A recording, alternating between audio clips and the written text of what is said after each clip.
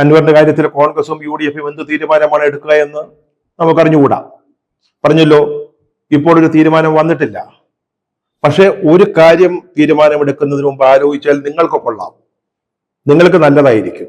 അതായത് black mail ചെയ്യുന്ന ഒരാളിന് നിങ്ങൾ വഴങ്ങി കൊടുക്കണമോ? വളരെ നിർണായകമായ ഒരു ഉപതെരഞ്ഞെടുപ്പ് വന്നു നിൽക്കുമ്പോൾ അതിലെ വിജയം പ്രധാനമാണ്. UDF തുടർച്ചയായിട്ട് ഉപതെരഞ്ഞെടുപ്പുകളിൽ ജയിച്ചുകൊണ്ടിരിക്കുക. അപ്പൊ നിലമ്പൂർ കൂടി ഇടതുമുന്നണി ഇരുന്ന് പിടിച്ചെടുക്കാൻ സാധിച്ചാൽ അടുത്ത നിയമസഭാ തെരഞ്ഞെടുപ്പിൽ അവർക്കത് ഊർജം പകരുന്ന ഒന്നായിരിക്കും, യാതൊരു സംശയവുമില്ല.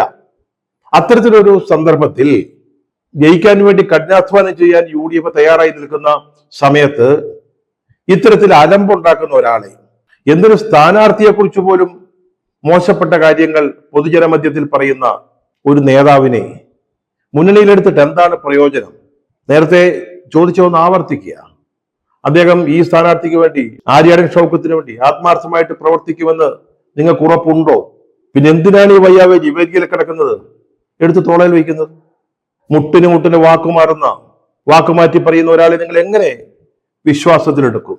ഒരു തീരുമാനമെടുക്കുന്നതിന് മുമ്പ് കോൺഗ്രസ് നേതാക്കളുടെ മനസ്സിൽ ഈ ചോദ്യങ്ങൾ ഉണ്ടാവുകയാണ് വേണ്ടത്.